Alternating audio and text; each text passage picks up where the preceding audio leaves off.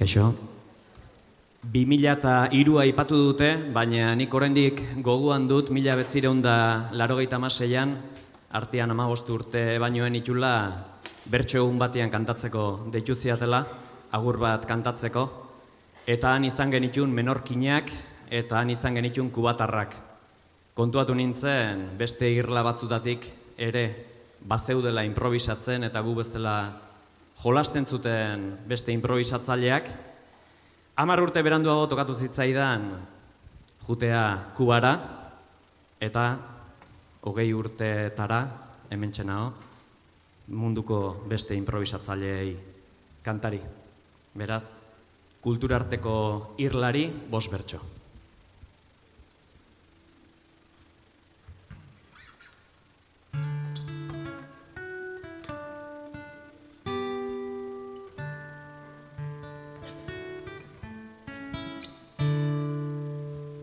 Irla batean jaio ginen gu, ez genuen erabaki, mapa askotan ateratzeko, txikiegiak izaki, ginenaz arro egonagatik, geundenez horren bakarti, bilatu dugu munduko zenbait, itxas gaineko lurtzati, gure irla hau dortoka bat da, eta igerian daki, sarri begiak finkatzen ziren,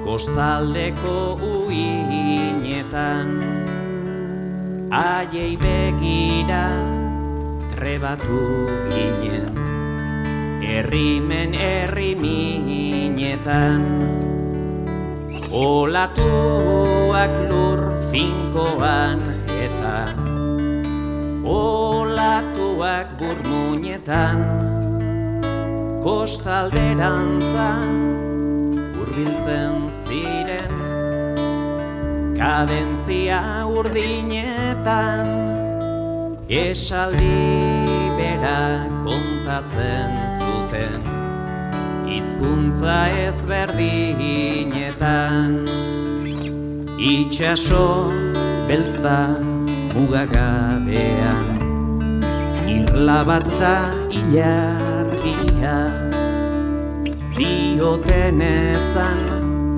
bizi omen da, aurreko belaunaldia, marea goran txikia eta marea beran handia, inspirazio poesia eta musa denen zaindaria, beste uarte guztietatik ikus daiteken argia, inoiz irlatik atera gara, kokoz egindako barkuz, gure lurraren tradizioa, aberastuz ta maitatuz, ta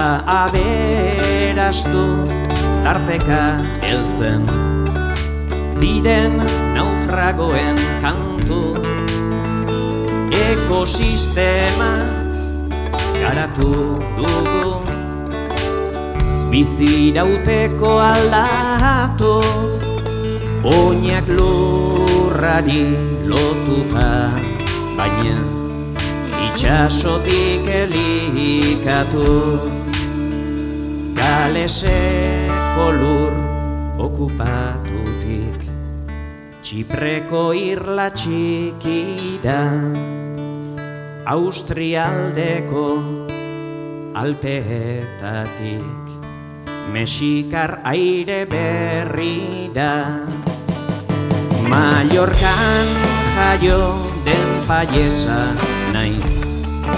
Kuban jaio den Guajira, olatuaren apargainean, bertsoak entzuten dira, orain irripar egiten dugu, itxasoari begira.